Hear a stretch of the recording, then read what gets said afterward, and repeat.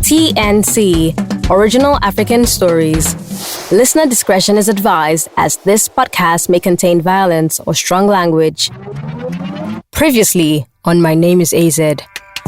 A-Zed, wake up! Look, we have to get out of here. They may come back. I remembered the ride, the voices, the gunshots. Zeno. Babai bidunko. I turned around, waving my phone frantically, wondering where that voice had come from. The chief had some other girls at his place, juvies. One of those girls must have stolen drugs from Chief's room. I've seen him do things to people who get between him and his coke, kneeling on the floor. All I waited for was the sound of the gun. I was so scared. Not go anywhere near Chief K. But my car. I'm so sorry, A-Zed. Her car is probably gone by now. So Princess told me you're going to be her driver? So I would find some time to call you later. Thank you, Daddy. That's the keys to the Corolla. Warm it up and get ready. I'll be out soon. Me, Corolla. Mado.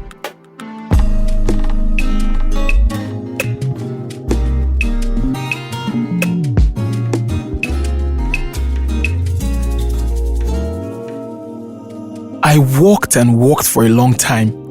My mind was blank. It was as if I had just woken up from some long, crazy dream. As I walked, thoughts of recent events started coming back to me. I was so confused. More scared than confused, to be honest, but in my current state, I knew I had done the right thing with Princess. Look, it was an irresistible offer. One I could have never imagined, but I had bigger problems.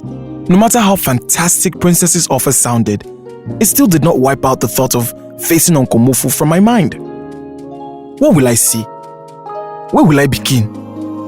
I'm probably one of the worst liars alive, so every time I tried to come up with a lie, there's just no point. The blaring sound of the car horn brought me back to reality, and it was then I noticed I was almost at Osborne. My God, I had walked all the way from Princess's estate here and didn't realize it. All of a sudden, there seemed to be so much noise around me. Traffic was building up, my phone was ringing, everything was louder, more intense, and I just felt like evaporating. I checked my phone. It was Dari. Probably wanted to find out where I was and why I didn't show up for the test. I ignored it, but he kept calling, and it got me wondering if something else was wrong. Hello, Dari. Azeez, báwo ló ṣe miss test yẹn now? Ibo ló gbà lọ? Where did you go? Classic Dari. He just had to nag. I wasn't remotely in the mood. Oh, Dari, long story. How many marks was it? Or was the test so easy? Wait, forget that one, Seth. Uncle Mufu just called me now. He said that he has been trying to reach you. He said he had to do with your mother. Call him quickly, I beg. Eh? Mommy? What's the matter? What did he say? What did he... Won't saw anything, oh. Jack, me won't sing. I cut the call. I got the info I needed. But before I could call Uncle Mufu's number, my phone rang again. The devil himself. I picked up immediately. And even though the thoughts of the car immediately filled my mind, I was still more bothered about Mama. What if he asked me to come around? What if... Hey, you think you can just off your phone anyhow, Abi? He spoke in English. That's never good. Your Okeke, Isha. How do you want plenty customers when your phone is always off? Uncle, I was in... Dake Nwe. Iboloyin. He was in there. You know what over pagan. Anyway, yeah, I was hospital. Ha! Mommy. Kilode. Azeez, keep calm. Uncle Mufu, what happened again? I say keep calm. It's not a big something. She is okay. I just want to tell you to phone her so she can hear your voice. Shotigbo? Yes, sir. My pe won sing. Eshe, sir. The line went dead. I stood on the road more confused than I was before that call. The doctors had found a tumor in Mama's head a few years back. My father was still alive then. Even though they had been separated for long, he came to her rescue and funded the surgery that saved her life. She barely made it, and members of my dad's family still say that it was the fear of losing my mother, the only woman he ever truly loved, that killed him. I said that is total rubbish. If he loved her, why did he leave her for another woman? Other women? For some reason, I felt so angry. I didn't know what about this wasn't time for anger. I needed to make a decision, and I needed to make one fast. Okada! Balede! In 15 minutes, I was in a bus heading to Ibadan. I love my mother too much. She's all I have. And also, I needed time to think. I had no car, meaning I had no job and no means of survival once all the money on me was gone. Say Uncle Mufu decides to forgive me and let the car go. Will he be able to trust me enough to give me another one? Questions.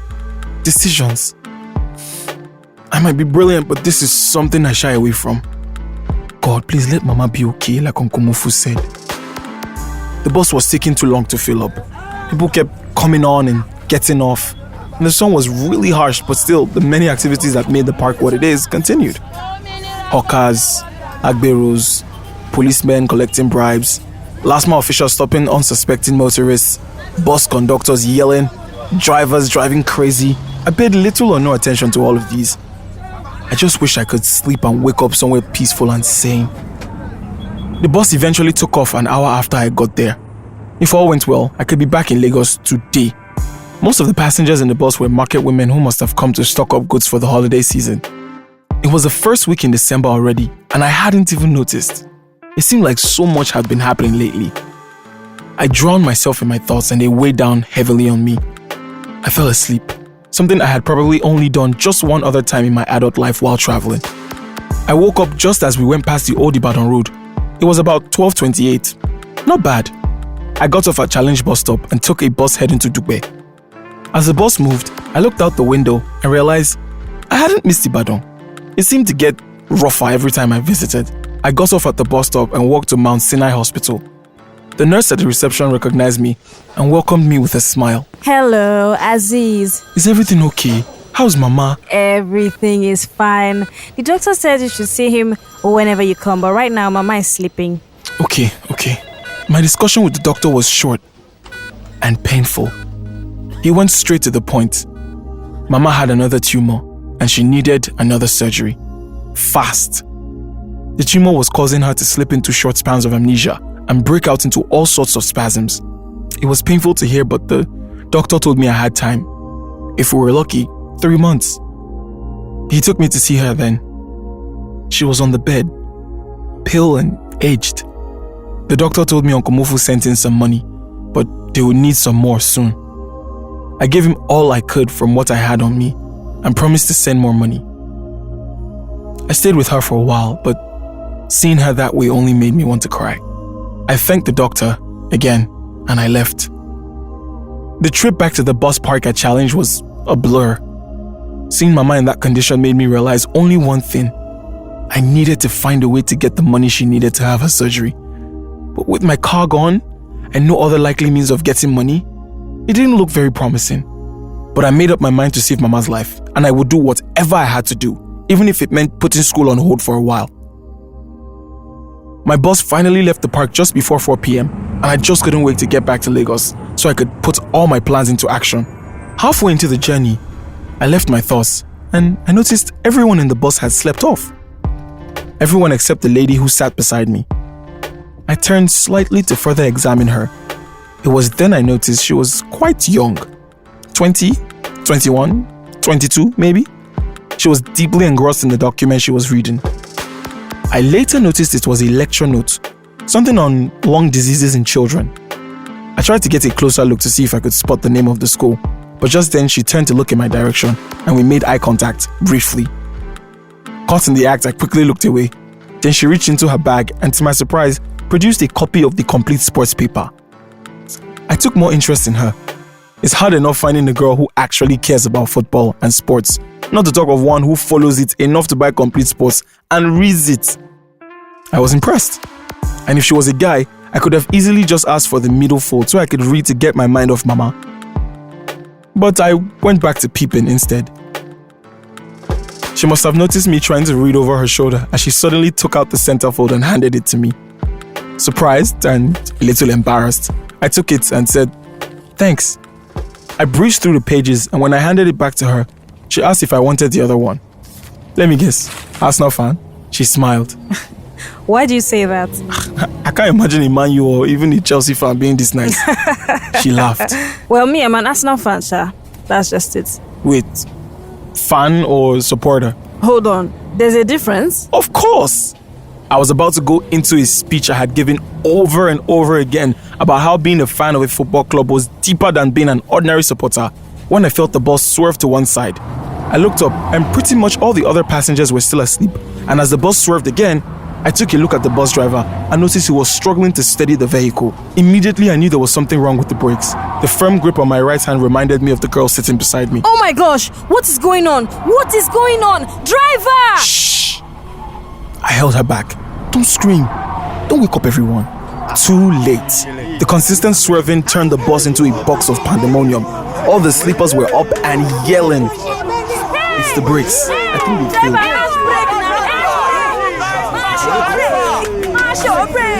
I looked at the girl. Grab onto a seat. We're about to.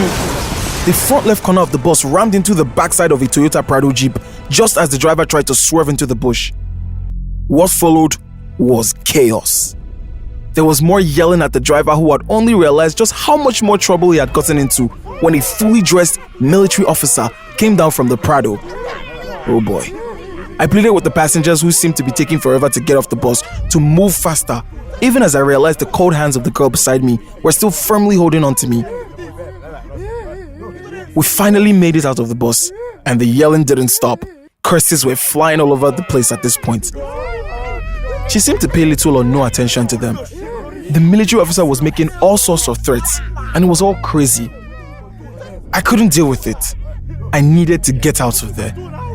I began to walk forward, and the girl who had been holding on to my hand followed. Excuse me, where are you going?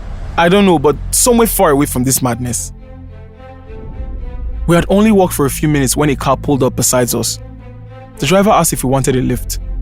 I looked into the old beat-up Mercedes 230, and seeing as it was an elderly man driving with a teenage boy seated on the passenger side beside him, I thought to myself, I could take them.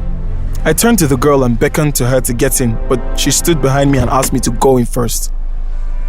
The rest of the journey to Lagos was long and awkward. I don't recall anyone in the car saying a word. The car was old and not in very good working condition, and I just kept praying in my head for it to see us safely to Lagos. The few times I turned to look at the girl who sat beside me, I noticed she was scared stiff. She sat up straight and watched the old man closely as he drove. I noticed how pretty she was. Very pretty actually, but I was too preoccupied thinking about getting to Lagos. We got to Bega a few minutes before 6 p.m. and I could feel the relief in the air as we both got out of the car and thanked the old man. The car drove off and I turned to look at my co-passenger. So which way are you heading? I'm actually going to Ogba. Okay. Pardon my manners, I didn't get your name. She smiled then and revealed beautiful pearly white dentition like no other. It's Fadeke. My name is Azeez. Azeez, a Muslim that prays in Jesus' name. Yeah, now that's a long story, but I'd have to get your number so I can tell you later. She smiled again. This time, I could see in her smile that she was more relieved. She then took out a piece of paper from her bag, scribbled on it, and handed it to me. Here you go, my number. Thank you. Small thing for a fellow Arsenal fan, right? Yes, fan. I was so relieved I didn't have to bring out my super cracked phone. That would have been interesting. Okay then, take care of yourself, Fadeke. Don't forget to call me. I snapped back to reality. The distraction of the journey was nice. Now, I had to face my problems. First up was Uncle Mufu. I figured I should just tell him and get it over with. I took a bus to Yaba and hopped on a bike heading to Unilag First Gate. The bike man went through the one-way route past Abule Oja, and just as we made it past the junction, I noticed a little traffic building up ahead. I looked up and realized it was caused by an accident. A Danfo and a Toyota, a black Toyota Corolla. That's when I saw her. She just stood there looking confused, helpless, almost in tears. I asked the bike man to stop, literally jumped off and bolted towards her. Princess, what happened? A-Zed, thank God. I don't know. I must have... These Danfo drivers, they're so insensitive sometimes. Madam, na so grammar you don dey blow since. You no go do quick shake body. That full light will come over there na 15 tons up and everything go collect. Oga, kilo day. Sharon let your boss yini. My comments enraged the bus conductor who had been arguing with the passengers in the bus. The passengers had been begging the driver to forgive Princess and get them moving again, but he paid no attention to them. So they turned on the conductor. Hearing what I said to his driver, the conductor ran towards us and yelled, He then hit his head on the body of the bus repeatedly. Princess swiftly hid herself behind me, even as the driver moved to calm the conductor down. I asked Princess how much she had on her. She said about 10,000 in cash, but she could go to the ATM. I asked her to give me 5 grand. I took the money, pulled the driver aside, and squeezed it into his hands, and told him that was all she had. He counted it, and from the crooked smile on his face, I knew it would do. With that, they got into their Danfo and drove away. Princess handed me the keys to the car. I couldn't argue. She looked like she was about to break down. Where are you going? I'm going to school. School? Yes, Unilag. Unilag? Yeah, that's my school. Oh, I didn't know. As I drove past the park, I noticed it was getting dark. Uncle Mufu would have probably left. I drove into the school and asked Princess which hostel we were heading to. She told me to drive towards the high-rise. Well, I wasn't surprised. Anything less would have surprised me. She directed me to her building. I parked and we both got out. I walked towards her and handed her the key. But how will you now get to the gate? Don't worry, I'll be fine. A-Zed, this is the second time you're coming to my rescue. I'm beyond grateful. It's okay, Princess. It's okay, really. No, it's not. Look, let me try and help you out. I hardly use my car. I just need to get out of school once in a while. You can have it. Do your rounds, make some money. Took a deep breath. Princess, that cab wasn't mine. See, I still have a lot of explaining to do to my uncle. He's the one that owns the cab. Then start with this. Just take the keys and think about it tonight. I don't even need to go anywhere till tomorrow. But you don't even know me.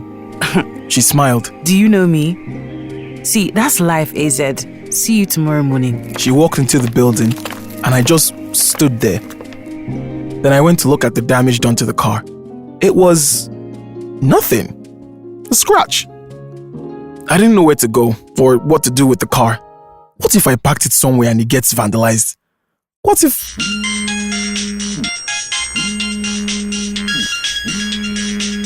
Hello? A-Zed. Yes, Kassy? Please, I need you to come and pick me up. Now. This is very urgent, too. But... I'm at home. In Badore. I'm waiting, oh. She hung up without listening to my explanation. Part of me just wanted to pack the car and go to my room. But another part thought of the extra money I could make. Mama was still on my mind. I jumped into the car and drove out of school. Driving to Badore was no longer daunting. I had mastered the route expertly. A little over 10 p.m., I was outside Kassy's house. She came out almost immediately. She had on a t-shirt and jeans. That was quite unusual. But it was none of my business, really. I just wanted to drop her off, get my money, and go back to school. A-Zed. See this your new car. You don't hammer. She said as she brushed my cheeks with her fingers. I started the car and asked, so where are we going? Ekpe. Ekpe? Yes, Ekpe town. I'm going to see Baba Ibidun. Baba Ibidun? That name again? Oh, so you're going to act like you don't know. I don't know any Baba Ibidun. Okay, just drive. I headed back to the expressway and drove towards Ekpe. The road was absolutely free and I was tempted to see what this baby could do, but I resisted. I drove at a steady pace and got directions from Kassy. As we got closer to our destination, I noticed how familiar the area was.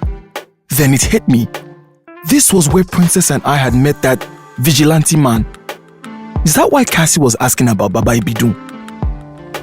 Kassy asked me to park somewhere along the untarred road. Just wait for me here. I'll be back soon. Here? Yes, nothing will happen to you. Besides, I won't be long. She hurried out of the car and vanished into some bushes. I wondered then just how Kassy managed to get me to agree to some of these things. It was late in the night, and I was in the middle of nowhere, waiting for someone I had no idea where she went and when she was going to be back. Hey, this guy they use jazz. True to her word, in just about 15 minutes, Kassy appeared from the bushes, clutching tightly onto her bag. She got into the car and asked me to drive back home. For a while, I noticed she had an irritated look on her face. Perhaps she was disappointed she couldn't locate Baba Ibidun. But I noticed her mood changed later on. She was back to her smiley, chatty self. A-Zed, fine boy. She said as she ran her fingers through my head. I made a mental note to talk to her about that. I needed to concentrate on getting her back home, getting my money, and returning to school. It was past 1 a.m. and there was no other car in sight. I gave in to the temptation and increased my speed. It took less than an hour for me to get to Badere Junction. As I made a turn, I noticed Kassy was reaching for her bag. Her hands vanished into it for a while, and then she closed the bag, rubbed her palms together, and then on her face. I wondered what sort of lotion she needed at almost 2 a.m. Except, maybe she still had another destination. But I guess I was wrong. We got to her gates, and instead of asking me to wait, she said, Please come in for the money. I'm home alone and I do not want to walk out all the way again. I hesitated, but I thought to myself, what could possibly go wrong? I parked the car properly and went in with Kassy. The compound was quite big. There was only a little bungalow built at the end of this huge space. We made our way to the metal door. She unlocked it and I stepped in, noticing she still had that broad smile on her face. We got into the living room and Kassy almost immediately sat on the couch while I stood. I'm so tired, A-Zed. Oh, your money. You know what? Please just go into that room, The door on your right. Enter there, then wait for me there. I'll come and give it to you.